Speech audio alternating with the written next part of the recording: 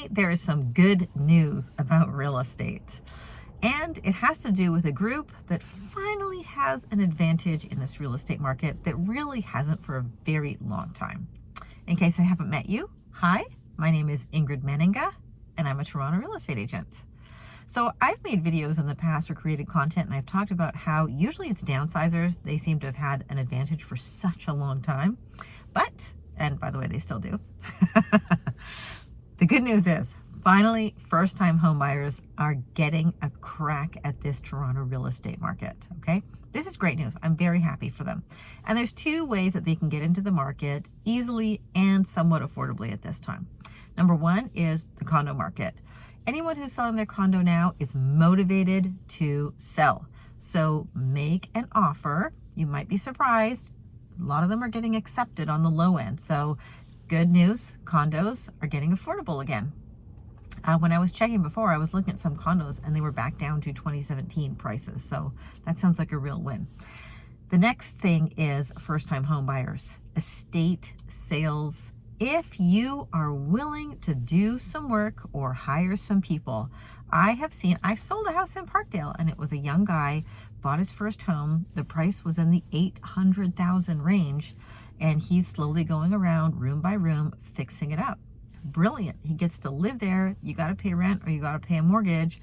You know, he's getting really fit from doing all his renovations. He's actually having fun, and he is going to come out financially way ahead. Okay. I have examples. I actually have a whole list of estate sales that are happening. I get all the notifications, and there's some great properties, lots of potential, lots of different types of housing. And an estate sale, in case you don't know, an estate sale is if somebody passes away. So say, for example, there's an older person, they moved into elder care, and then they passed away. The family needs to settle the estate, which means they need to basically follow the rules or the wishes in the will, and typically it involves selling the property, okay? Now, when this happens, the family usually, they're grieving and they just want to move on with their lives. They're not interested in taking this house and flipping it and doing all these renovations, because when they walk in the kitchen, they think about the cup of hot chocolate they had in grandma's house or something like that. There's too many memories. It's usually quite emotional for the person selling. They are happy to just sell and move on with their lives.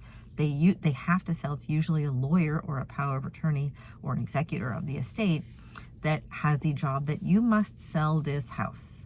So I have seen, for example, in Trinity Bellwoods, there's a house that sold for just over $1 million, and it was in good shape. Nothing wrong with the house. Stylistically, parquet floors, maybe not to everyone's style, but if you bought that and you turned around and you fixed it up to your liking, you could get in one of the best neighborhoods downtown for just over $1 million of your purchase price. It sounds like a great opportunity that we haven't seen really in quite a while. I've seen similar in Parkdale. I mentioned that I had an estate sale listing there that sold in the 800s. I've also seen listings in Mimico or New Toronto that have a 6 in the front. I've seen a detached house for $600 in Mimico. So there are opportunities. If you do want to know about those opportunities, connect with me. I would be happy to add you to my list so you get notifications about estate sales. So those are two great opportunities for first-time home buyers. I'm very happy for you that you can finally enter into the real estate market, and not at a time when the prices are going up. It's very stressful. Finally, things have cooled. Things are pretty static. Things have settled by now. And then the other thing is the offer process is much more comfortable for you. We still do have offer nights, but on a house that needs a ton of work, unless it is listed so insanely low, typically it's listed and they just hope to sell it and they're looking for someone. So you can put an offer with conditions often. I see that. And you can get a house for a good price in an estate sale. I hope this helps you. I'm Ingrid Menninga, Toronto real estate agent.